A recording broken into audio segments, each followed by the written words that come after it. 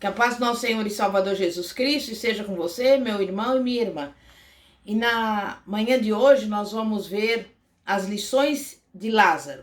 E você pode abrir a sua Bíblia no Evangelho de João, capítulo 11. Nós vamos ler do versículo 1 ao 3, que diz: Ora, estava enfermo um homem chamado Lázaro, de Betânia, aldeia de Maria e de sua irmã Marta. E Maria, cujo irmão Lázaro se achava enfermo, era a mesma que ungiu o Senhor com bálsamo e lhe enxugou os pés com os seus cabelos.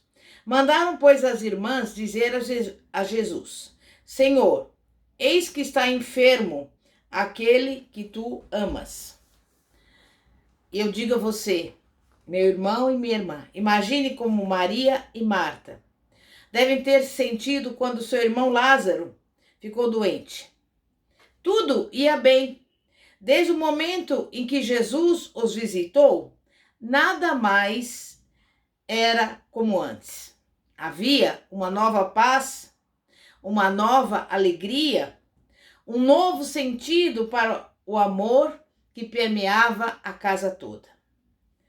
E nós sabemos que o incidente ocorrido entre essa família reescreveu completamente a história dessas duas irmãs.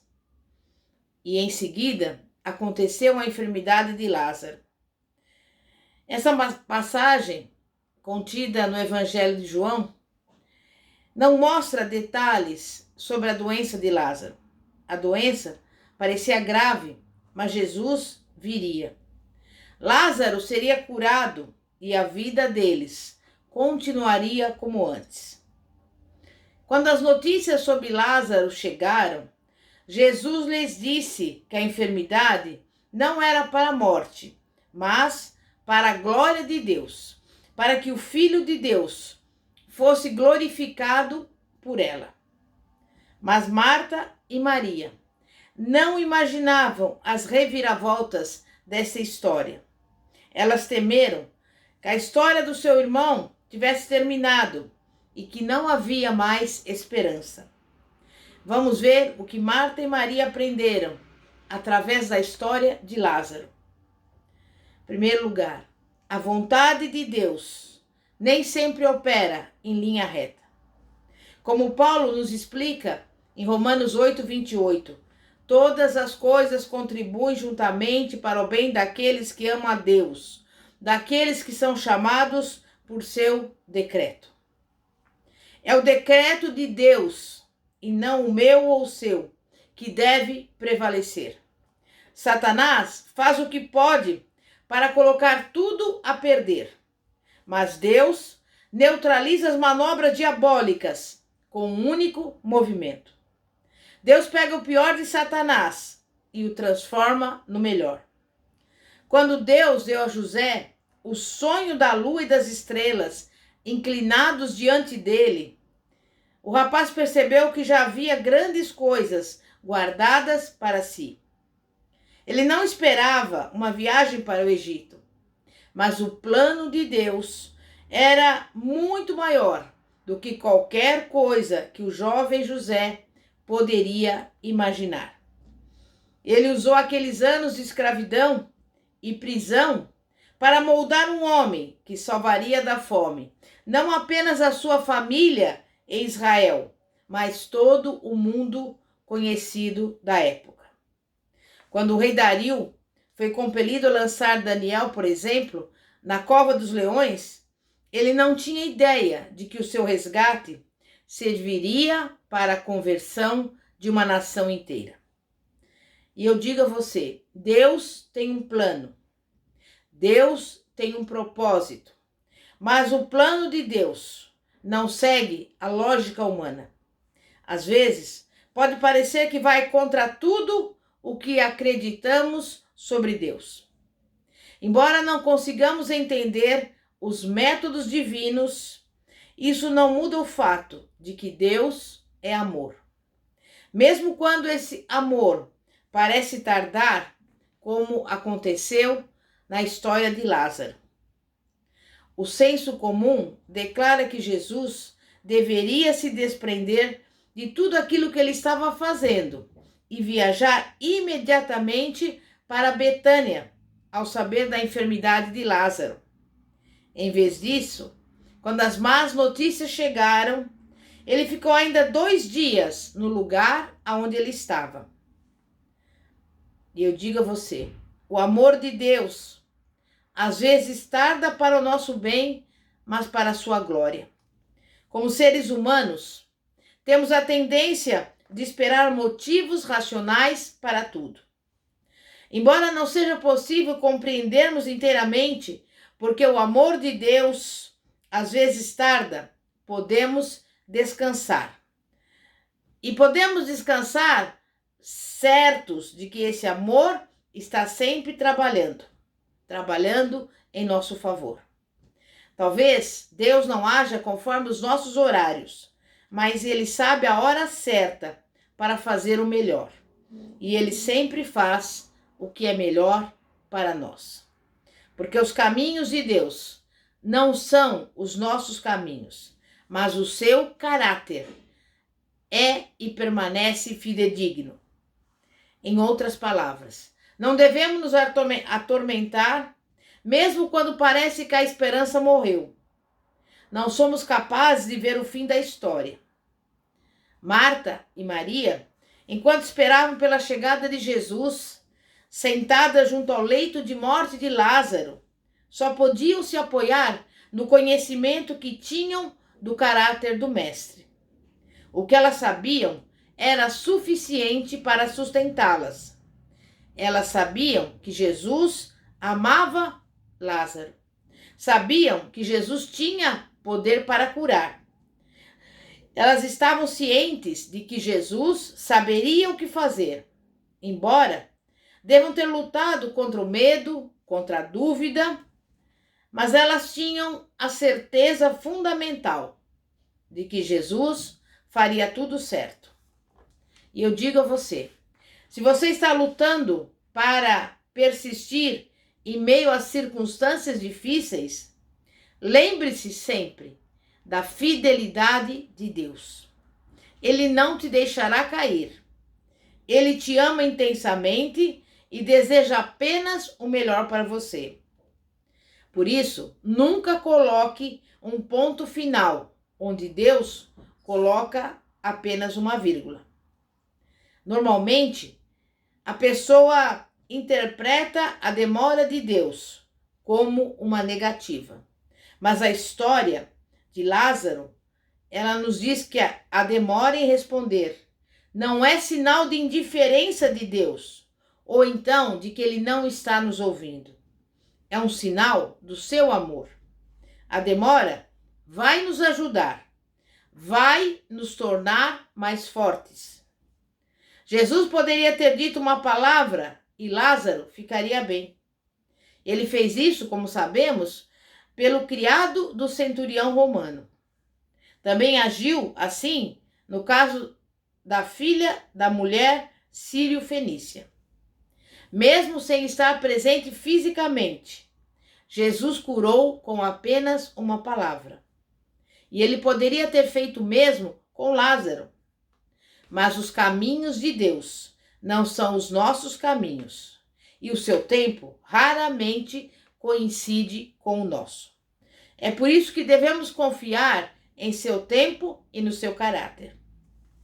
4 dias de espera tornaram Jesus atrasado para a cura, mas pontual para a ressurreição. Então eu digo a você, nunca coloque um ponto final, onde Deus coloca uma vírgula. Justamente quando você pensa que a frase terminou, a coisa mais importante ainda está por vir. Em cada um dos evangelhos, nós encontramos a menção de Jesus a respeito da sua morte. No Evangelho de Mateus, capítulo 16, versículo 21, a Bíblia diz que começou Jesus a mostrar aos seus discípulos que convinha ir a Jerusalém e padecer muito dos anciãos e dos principais dos sacerdotes e dos escribas e ser morto e ressuscitar ao terceiro dia. Mas nós sabemos que Pedro não deu ouvidos. Ele chamou o mestre à parte e começou a censurá-lo. Senhor, tem compaixão de ti, de modo nenhum te acontecerá isto. Provavelmente, Pedro pensou que estava sendo corajoso, protegendo e corrigindo o Senhor. Ele deve ter se sentido muito bem, até Jesus censurar a sua repreensão. Para trás de mim, Satanás, que me serves de escândalo, porque não compreendes as coisas que são de Deus, mas só as que são de homens. Eu digo a você, Deus sabe o que é melhor. Os seus pontos finais podem não ser os nossos. Suas vírgulas podem não ser as nossas. Os seus caminhos podem não ser os nossos caminhos. Mas Deus é aquele que está contando a história. E podemos confiar que Ele vai guiar a narrativa na direção certa. Podemos crer que realmente tudo vai dar certo. Marta estava em companhia de várias pessoas quando Jesus chegou a Betânia. Quando alguém trouxe a notícia de que Jesus estava a caminho, foi Marta e não Maria quem correu para encontrar Jesus. Os convidados, os deveres, todas as distrações não importavam mais do que ver a Jesus. E ela o encontrou em algum lugar no caminho de Betânia e clamou: Senhor, se tu estivesses aqui, meu irmão não teria morrido. Mas também sei que mesmo agora, tudo quanto pedires a Deus, Deus te concederá. E Jesus disse: Eu sou a ressurreição e a vida. Quem crê em mim, ainda que morra, viverá. E todo que vive e crê em mim, não morrerá eternamente. Crês isto? Irmão, irmã, o plano de Deus é liberado quando nós cremos e obedecemos. Por isso que fé e obediência andam de mãos dadas.